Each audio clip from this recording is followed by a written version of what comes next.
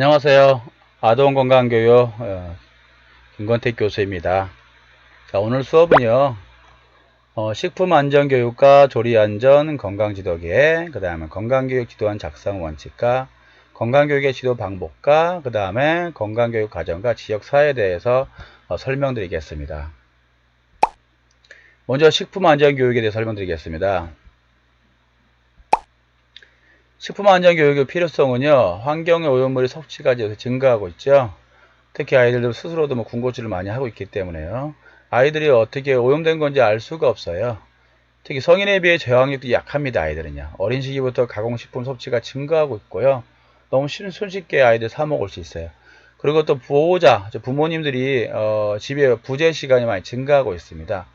때문에 아이들 스스로가 식품을 사 먹어야 되는데 이런 것들 스스로 가려내게 찾아보고 어느 게 몸에 좋고 안 좋은 건지 알 수 있게끔 아이들한테 지도를 해주는 겁니다. 그 식품에 위해 요소가 있어요. 이런 박테리아, 바이러스, 이런 기생충 같은 것들, 유아교육기관의 시설, 유아들의 장난감 이런 데도 동화책에도 있습니다. 그리고 또 주방시설에도 행주, 도마, 식기, 물통에도 또 아이들 간의 이런 스킨십에도 이런 위해 요소가 세균이 감염될 수 있고요. 그 다음 불량 식사 재료라든가 아이들의 위생 습관 이런 것들도 위해 요소라고 할 수 있습니다. 식품 안전 시스템의 유형. 이러다가 이런 위생적인 것이 만약에 소홀하게 되면요. 아이들 음식을 통해서 식중독이라든가 또는 식품 첨가물에 의해서 아이들 배 설사라든가 복통 같은 것도 나타나게 됩니다. 또 그런 것도 야채 같은 거 이런 또는 불량식품에도 그렇죠. 농약 잔류물 이런 것도 나타나기도 해요. 그다음 불량 재료에 의해서 부작용도 나타나게 됩니다. 이런 것들도 또는 조리 과정에서도 세균이 오염될 수도 있어요.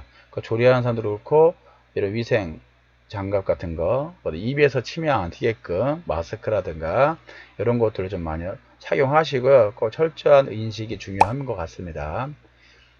만약에 이렇게 했는데도 식중독이 발생했다. 그럼 대처 방법 24시간 내에 관할 보건소 신고하셔야 되고요. 그 다음 그날 먹었던 보존식, 식단표, 식품의 반입, 검수 보관사항, 조리 방법, 식사 시간 등의 자료를 제출하셔야 됩니다.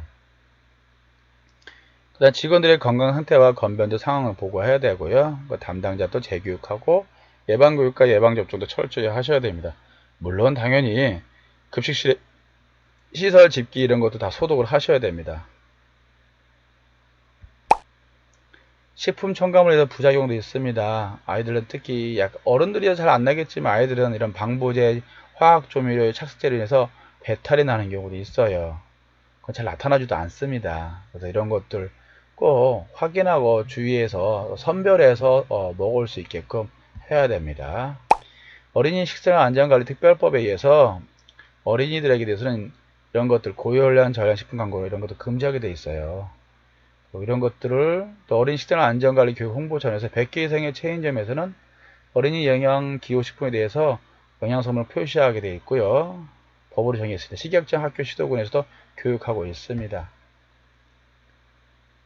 여론존 이거 보셨는지 모르겠어요. 이런 표지판들 이런 것들은 맛있긴 한데 적당하게 먹고 아이들 적당하게 아예 못 먹는다고 말할 수도 없고 적당하게 먹고 조절하고 맛있다고 아이스크림 너무 많이 먹으면 배탈 나니까 그것도 아이들 이해를 시켜야 돼요. 그리고 습관화되도록 반복적으로 하셔야 됩니다. 식품 안전에 대해 5가지 수칙이 있어요. 첫 번째, 청결 유지입니다. 그리고 익히지 않은 음식과 익히는 음식을 분리하셔야 되고요. 안 그러면 세균이 감염되니까요. 완전히 익혀서 먹는 걸 습관하도록 하고요. 그 다음에 안전한 온도에서 보관하는 거. 그 다음에 안전한 물과 싱싱한 원재료를 사용하는 거. 무조건 냉장고에 넣는다고 해서 다 안전한 건 아닙니다. 냉장고에서도 세균이 번식을 합니다. 그것 또한 냉장고에 넣을 것과 안 넣을 것도 구분하셔야 됩니다. 냉장고 넣을 때도 이런 팩이라든가 비닐 같은 거 덮어서요. 서로 음식끼리 이렇게 섞이지 않고 세균이 감염되지 않도록 예방하는 것도 중요합니다.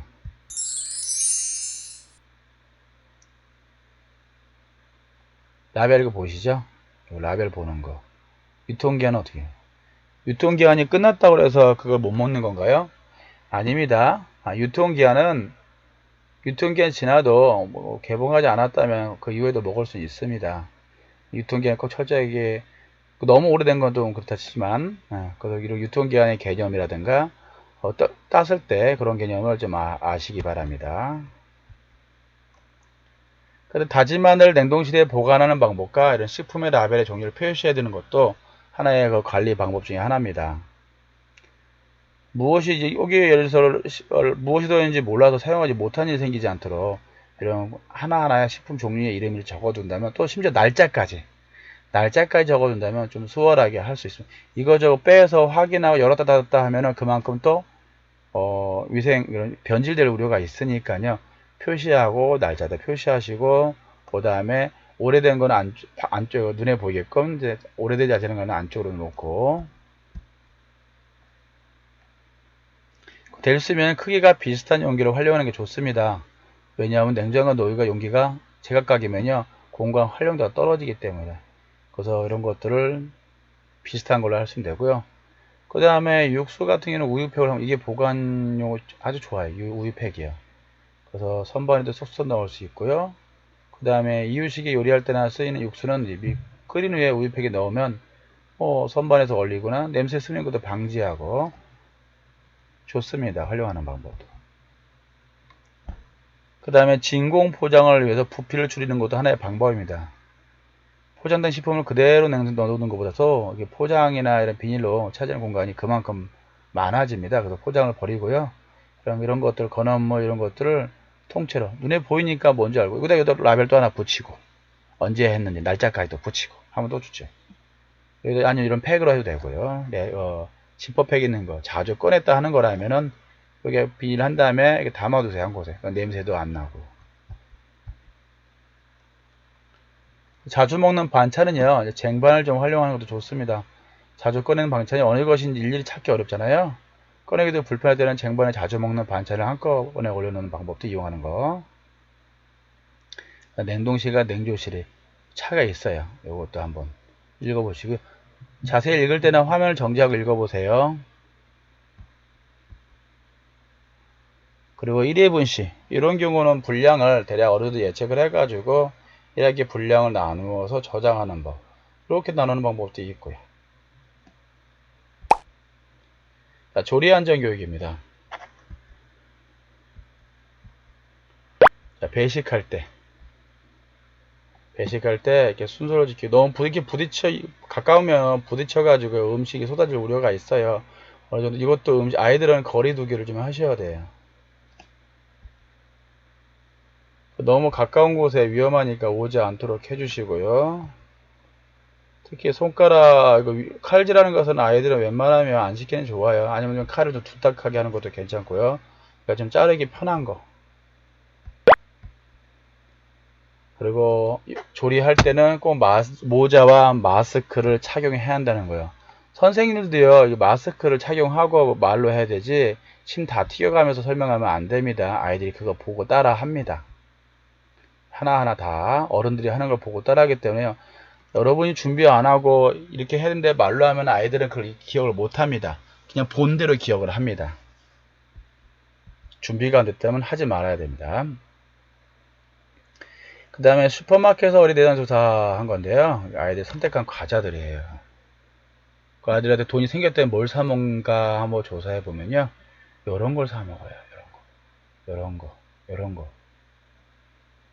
맛을 위주. 아이들은 이게 건강한지 몸에 좋은지 알 수가 없어요. 그래서 이런 것들, 식품들을 이렇게 가려내는 거, 선택할 수 있는 거를 이왕이면 몸에 좋은 거 하셔야 돼요. 맛이 아니라 건강이냐, 우리 몸에 해롭냐, 아니라 해롭다는 것을 아이한테 알려주셔야 돼요.